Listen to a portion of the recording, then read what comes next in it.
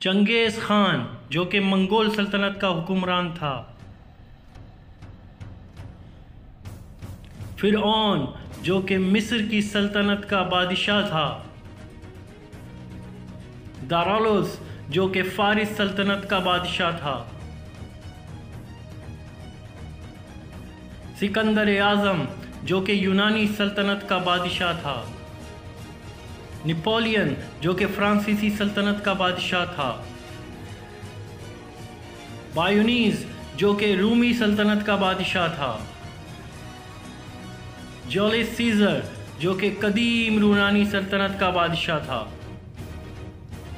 شانگ جو کہ چینی سلطنت کا بادشاہ اور بانی تھا، یورک جو کہ روسی سلطنت کا بادشاہ تھا،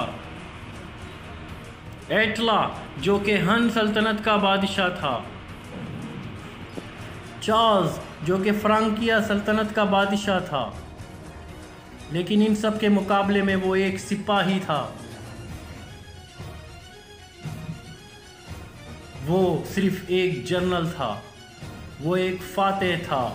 اس نے اپنے دور کی طاقتوں کو سلطنت کو فتح کیا، اس نے فارسی سلطنت کو طاقت کیا، اس نے رومی سلطنت کو فتح کیا، اس نے ایران عراق کو فتح کیا، اس نے آرمینیا کو فتح کیا، اس نے اردن کو فتح کیا، اس نے شام کو فتح کیا۔ وہ ناقابل شکست جنرل جس نے کبھی کسی جنگ میں ہار نہیں مانی، وہ اللہ کی تلواروں میں سے ایک تلوار تھا، اور یہ حضرت خالد بن ولید دنیا کے سپہ سالاروں میں ٹاپ آف دا لسٹ ہے۔ جی ہاں، ان سے بڑھ کر کوئی آج تک سپہ سالار نہیں پیدا ہوا۔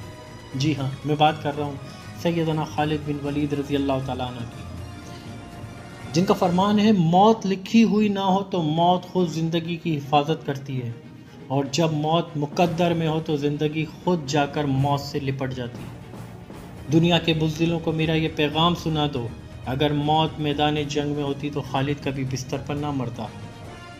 ایک اور جگہ سیدنا خالد بن ولید رضی اللہ تعالیٰ عنہ فرماتے ہیں، سردیوں کی سخت رات ہو، برف باری ہو، اور میں اپنے لشکر کے ساتھ دشمن کا انتظار کر رہا ہوں، یہ مجھے پہلی رات کی نئی نویلی دلہن کے ملنے سے زیادہ عزیز ہے۔ سیدنا خالد بن ولید رضی اللہ تعالیٰ عنہ دنیا کی تاریخ کے ایسے عظیم سپوت، عظیم فاتح، عظیم اسلام کے سپاہی، عظیم سپہ سالار، رسول اللہ صلی اللہ علیہ وسلم کے جلیل القدر صحابی اور تاریخ ساز فاتح، جن کا نام خالد اور لقب سیف اللہ تھا۔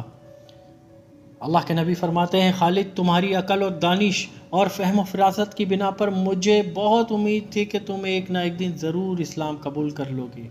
زبان نبوت سے اللہ کی تلوار کا لقب پانے والے جرنیل اسلام خالد بن ولید بن المغیرہ بن عبداللہ بن عمر بن مخزوم القرشی، پیارے رسول صلی اللہ علیہ وسلم کے جلیل القدر صحابی، ایک عظیم سپہ سالار اور تاریخ ساز فاتح، ان کی کنیت ابو سلمان اور ابو الولید اور لقب سیف اللہ یعنی اللہ کی تلوار تھا۔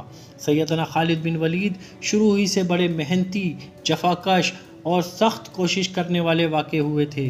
اگرچہ ان کے والد مکے کے امیر ترین آدمی تھے اور انہوں نے خوشحال گھرانے میں ناز و نعمت سے پرورش پائی تھی، لیکن انہوں نے راحت و آرام کی زندگی بچائے ہمت و جوانمردی کے حیات الدوام کو ترجیح دی، چنانچہ کشتی فنون حرب میں کمال حاصل کرنے کو اپنی مسا نظر بنا لیا، اور یوں خالد بن ولید رضی اللہ تعالیٰ عنہ نے سیف اللہ کی حیثیت سے شہرت اور بقائے دوام حاصل کر لی۔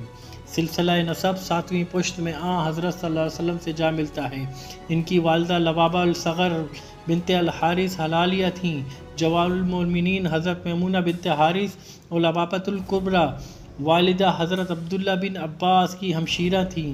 ان کے والد الولید بن مغیرہ قریش کے شرفاء اور سرداروں میں سے تھے اور مکے کے بڑے مالدار آدمی تھے۔ قریش انہیں عدل، انصاف پسند اور الوحید یکتا کے لقب سے یاد کرتے تھے۔ ان کا قبیلہ شرافت اور خوشحالی کی علاوہ شجاعت اور جنگجوئی میں بھی ممتاز تھا۔ قبیلہ قریش کی مذہبی قیادت بنو ہاشم کے ہاتھ میں، سپاہی قیادت بنو امیہ کے ہاتھ میں، اور عسکری قیادت حضرت خالد بن ولید کے قبیلے بنو مخزوم کے پاس تھی۔ حضرت خالد بن ولید کو یہ چیز ورثے میں ملی تھی۔ حضرت خالد بن ولید کے 10 بھائی تھے، لیکن ان سب میں جو مرتبہ انہیں نصیب ہوا وہ ان کے کسی بھائی کو میسر نہ آ سکا۔ رسول کریم صلی اللہ علیہ وسلم کے عسکری نظم و ضبط اور دفاعی حکمت تدبر سے اتنے متاثر ہوئے کہ پیغمبر اسلام کی شخصیت ان کے دل میں گھر کر گئی، جو بعد میں اسلام کے مشرف ہونے کا نقطہ آغاز ثابت ہوئی۔ عمرۃ القضاء کے موقع پر آپ صلی اللہ علیہ وسلم نے خالد کے بھائی حضرت ولید سے ان کی بابت پوچھا اور ان کے قبول اسلام کے لیے دعا فرمائی۔ چنانچہ حضرت ولید نے اپنے بھائی کو دعوت اسلام دی۔ عظمت رسول صلی اللہ علیہ وسلم ان کے دل میں پہلے ہی گھر چکی تھی، اور حضرت خالد بن ولید رضی اللہ تعالیٰ عنہ نے اسلام کو قبول کیا اور اس دن اسلام کو ایک نئی طاقت دے دی۔ اس کے بعد مسلمانوں نے پیچھے مڑ کر نہیں دیکھا۔ جتنی جنگوں میں حضرت خالد بن ولید رضی اللہ تعالیٰ عنہ نے